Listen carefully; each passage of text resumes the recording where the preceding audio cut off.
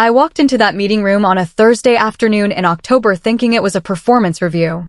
My manager had sent a calendar invite the previous day with no subject line other than a quick chat, which was unusual, but not alarming. Marcus was the kind of manager who ran informal, and I had learned over 3 years of working under him that his communication style tended toward the casual regardless of the content.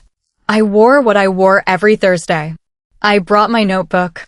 I sat down at the conference table across from Marcus, and then the door opened and 2 more people came in. Our HR director, a woman named Patricia, who I had spoken to perhaps 4 times in 8 years, and the company's legal counsel.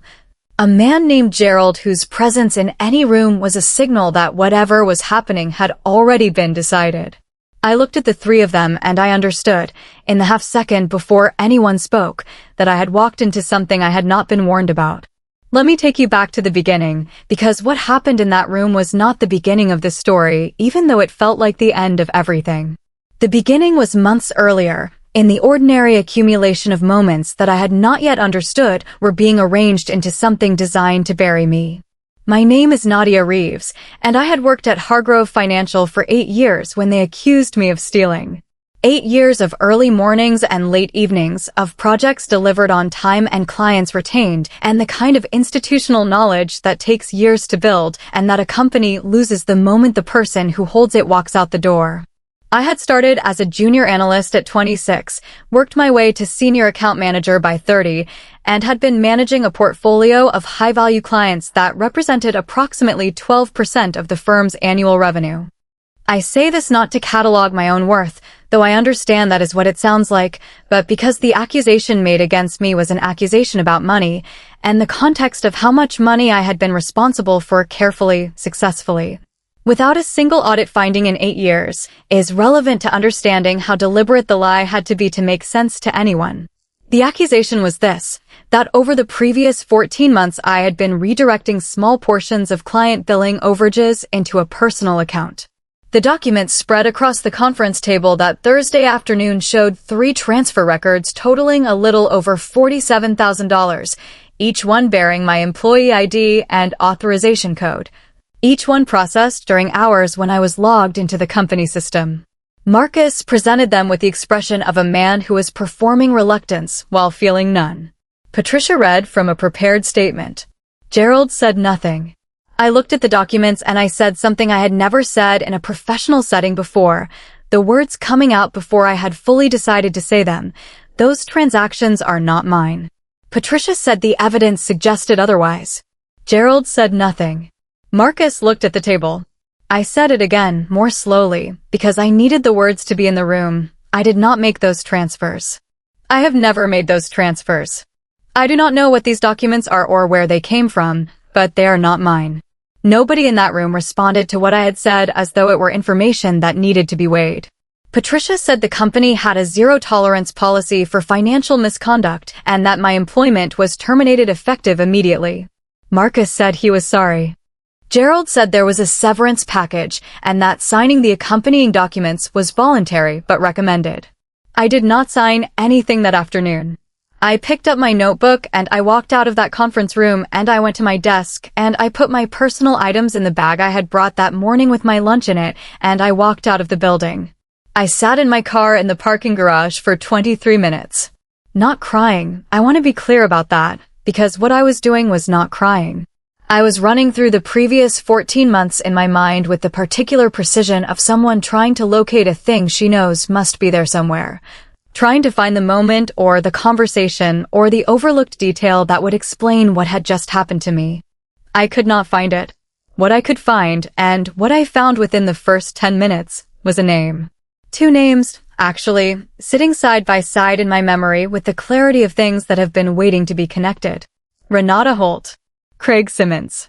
The 2 colleagues who had joined Hargrove 14 months earlier, who had positioned themselves quietly as allies, who had asked me questions about client accounts over lunches and coffee breaks in the language of colleagues who were simply trying to get up to speed, and whose access to the company system I had facilitated more than once because helping people get what they needed was what I had always done, and because I had not yet understood that not everyone approaches a workplace the way I approached it. I drove home. I sat at my kitchen table. I called my sister Amara, who was the person I called when the situation was too large to process alone, and I told her what had happened. She was quiet for a long time. Then she said, "Do not touch anything on your work computer. Do not respond to any company communication without a lawyer present, and I will call you back in 10 minutes with the name of someone who can help." Amara is an emergency room nurse. She has the particular efficiency of someone who has spent years in situations where what you do in the first 10 minutes determines everything that comes after, and that efficiency extended to the parts of her life that were not in an emergency room. She called back in 8 minutes with the name of an employment attorney named Celestine Ward, who had handled wrongful termination cases for 15 years and who, when I called her the next morning, told me to come in that afternoon. Celestine Ward was 52 years old, a small woman with the kind of stillness that comes from being very good at something for a long time and no longer needing to perform the goodness for anyone. She listened to everything I told her, asked 8 or 9 questions that were extremely specific and that I answered as precisely as I could, and then she sat back in her chair and looked at me and said, "I believe you." I want to tell you what those 3 words did to me in that moment, because they did something significant. I had been told 48 hours earlier, in a room full of documents and professional language and the particular authority of institutions closing ranks, that the evidence suggested I was lying. To sit across from someone who had heard the same story and arrived at a different conclusion was not a small thing. It was not, in that moment, everything. But it was the beginning of the thing that would eventually become everything. Celestine was direct about what the next period was likely to look like. She said the legal process, if we pursued it, would take time, potentially years. She said my immediate priority, financially, was to make sure I could survive the time it would take, because wrongful termination cases were long and the other side had institutional resources, and I needed to be honest with myself about what I had and what I was prepared to spend. She said the reputational damage was the harder thing, in some ways, because legal outcomes were relatively binary, but reputation moved in the social world where documents and verdicts carried less weight than the things people said to each other in hallways. She said she had seen innocent people win in court and still not recover professionally, and she needed me to understand that going in. I understood it. I had understood it from the moment I walked out of the Hargrove building with my lunch bag and my notebook, and the particular clarity that arrives when something catastrophic has just happened and your body has not yet had time to process it into grief. What I understood was that the legal case was necessary but not sufficient. What would determine whether I recovered from this was not ultimately what happened in a courtroom. It was what I chose to do with the time between the accusation and the verdict. The first year was the hardest. I want to be honest about that without making it longer than it needs to be, because the texture of that year is something I carry but do not want to dwell in. I could not get hired in my field. My name had circulated in the way that names circulate in small professional worlds, not always through direct conversation, but through the particular silence that falls when someone asks a reference question and the answer is not given but the hesitation is. I had 2 final round interviews in the first 6 months that I did not receive offers from, and both times I understood from the shape of the conversations that information had reached the interviewers before I did. Renata and Craig were still at Hargrove. They had, as far as I could tell from the professional connections we shared, been promoted in the months after I left. I took work where I could find it. Financial consulting for small businesses, the kind that did not require background checks through channels that would surface the Hargrove situation. I tutored accounting and finance to college students on evenings and weekends. I managed a set of freelance bookkeeping clients through a platform that matched contractors with small businesses, work that paid a fraction of what I had been earning and that I did with the same care and precision I had brought to every piece of work in my life, because I did not know how to do it differently. My mother asked me once why I was working so hard at something so far beneath my experience. I told her I was working hard because working hard was the only thing I knew how to do with a situation I could not resolve immediately, and because the alternative was sitting still and waiting, and I was not built for sitting still.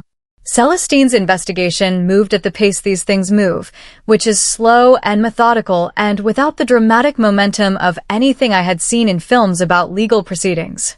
Her team pulled the system logs from the period in question and identified inconsistencies in the metadata attached to the transfer records, timestamps that did not match the login activity associated with my credentials on those dates. A technical detail that required an expert to identify, and that meant very little to me until Celestine explained what it meant, which was that someone had used my credentials to make the transfers at times when I was not actually logged in, and that the system records showed it even if the documents themselves did not. She retained a forensic accountant and a cybersecurity specialist. The process took 11 months. In the 13th month after the accusation, Celestine called me on a Tuesday afternoon and said she needed me to come in.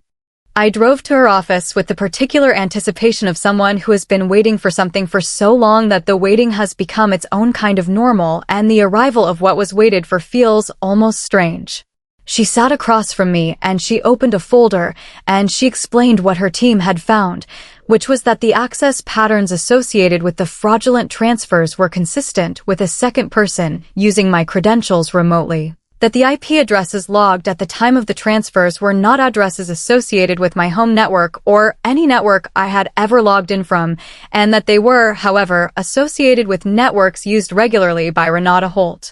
The forensic accountant had traced the destination of the transferred funds through 3 intermediate accounts to a final account opened 18 months before my termination in a name that was not mine and not Renata's, but that Celestine's investigation had connected. Through a chain of documentation I will not reproduce in full here, to Craig Simmons. I sat in Celestine's office and I looked at the folder and I felt something I did not have a precise name for. Not triumph. That would come later, in smaller doses than I expected and spread over a longer period. What I felt in that moment was something more fundamental. The feeling of a thing that has been held suspended returning to its proper position.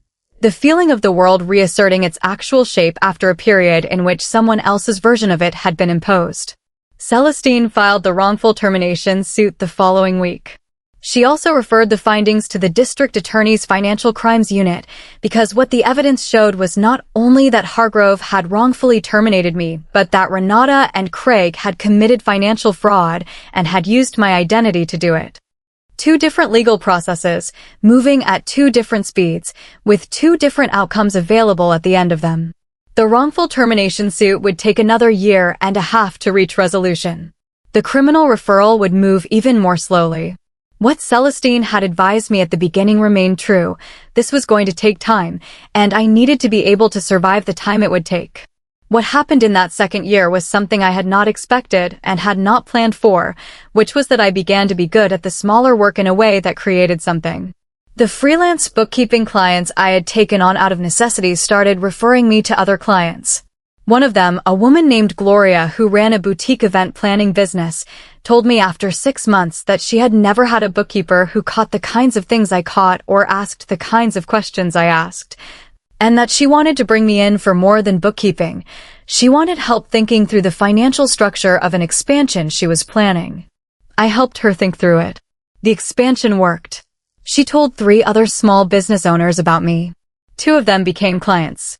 One of them, a man named Raymond who was building a mid-sized logistics company from a family business he had inherited, eventually asked me to come on as his part-time CFO, which was not a title that had existed in his company before, but which he created because he needed what I could do and did not have a better word for it. I was not recovering. I was building. Those 2 things look similar from the outside, but they're entirely different from the inside, because recovering implies returning to a previous state, and what I was doing was not returning to anything. I was making something that had not existed before the accusation, and that would not have existed if the accusation had not happened, which is a complicated thing to acknowledge about an event that caused genuine harm. But it is the truth, and I have never found a good reason to prefer a comfortable version of the truth to the accurate one. The wrongful termination case settled 22 months after Celestine filed it on the steps of the courthouse on the morning the trial was scheduled to begin. Hargrove's legal team had, apparently, reviewed the forensic evidence Celestine's team had assembled and arrived at a calculation about what the trial was likely to cost them versus what settling would cost them, and had decided that settling was the better arithmetic.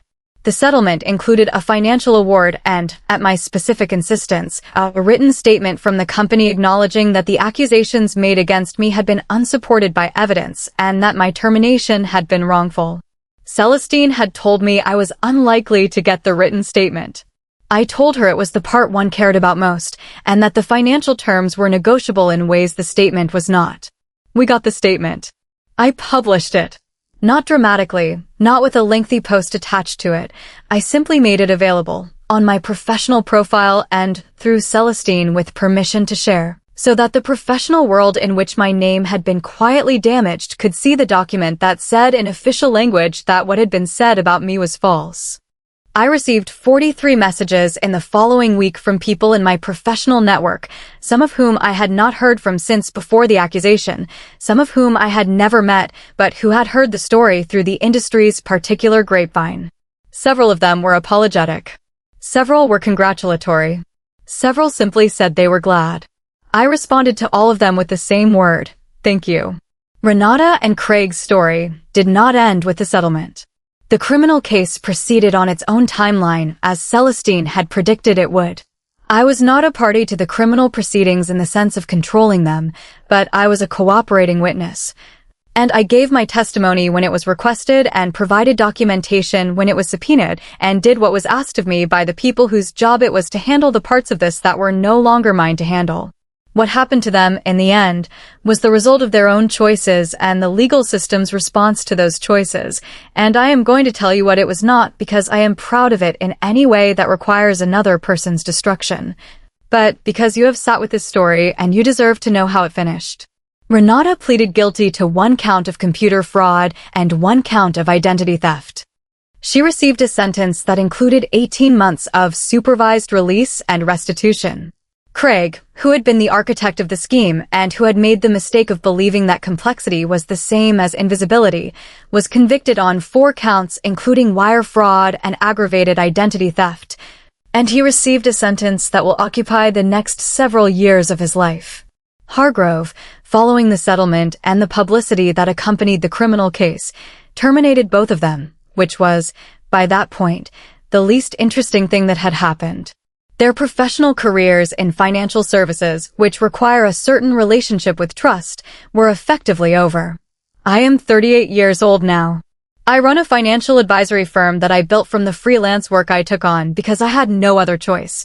That has grown over 4 years from a 1-person operation into something with 4 employees and a client list that includes companies I would not have believed, standing in that parking garage in October with my lunch bag and my notebook, were accessible to someone in my position. Raymond's logistics company is our anchor client, and he has referred us to 2 others. Gloria's event planning business is still a client. We have added 8 more. The office has my name on the door. I notice it every morning when I come in because it is still, for years later, something that requires a moment of adjustment. The particular adjustment of a person who spent 2 years in a situation in which her name was a liability and who has arrived at a place where it is, quietly and without drama, an asset. I do not take it for granted. I do not think I ever will. My sister Amara came to the office last year for a tour, on the occasion of us moving into the larger space we now occupy on the 3rd floor of a building in the financial district. She walked through the rooms and looked at everything, and then she sat down across from me at my desk, and she looked at me for a long moment. Then she said, "I knew it would be this." I asked her what she meant. She said she had known, from the night I called her 2 years before the settlement, that the outcome was going to be something like this. Not because she had known the legal case would go well, but because she knew me, and she knew that what they had tried to use to end me was exactly the kind of thing that made me more instead of less. I have thought about that conversation many times since. About what it means to be someone who becomes more instead of less under pressure. About whether that is a quality you are born with or something that is made in you by the accumulation of choices made in difficult moments. I do not have a complete answer. What I have is the knowledge of what I chose. In the parking garage and at the kitchen table and in Celestine's office and in the 2 years of smaller work and in the 22 months of legal process and in every morning I came into an office where someone else's name was on the door and did the work as well, as I knew how to do it, waiting for the day when I would not have to do it under someone else's name anymore. They accused me of stealing $47,000. What they actually did was hand me something I would not have found any other way, the proof of what I was capable of when the version of my life I had built was taken away, and I had to build it again from nothing, in a shorter time, with less help, and with the particular clarity that comes from understanding that what you are building is not a replacement for what you lost, but something entirely its own. I would not have chosen any of it. I would not wish any of it on anyone. And I will not pretend it made me grateful for the people who did it, because gratitude and truth are not the same thing, and I have spent enough of my life choosing one over the other. But I will tell you this. The version of Nadia Reeves who walked into a conference room on a Thursday in October 8 years after she had started working there, who had been careful and confident and good at her job, and who had trusted people she should not have trusted, that woman was good. She was genuinely good. But the version who walked out of the same building 20 minutes later with her lunch bag and her notebook and the beginning of something she did not yet have a name for, who sat in a parking garage and ran through 14 months of memories looking for the shape of what had been done to her, who called her sister and then called an attorney and then sat at her kitchen table and decided she was going to be honest about what this was going to cost and was going to pay it anyway, that woman was something more. They tried to take my name. They did not understand that my name was not the thing I was built from. It was just what they called me. What I was built from was underneath it the whole time, waiting for the moment when I would need to know it was there. I know it now. I will not forget.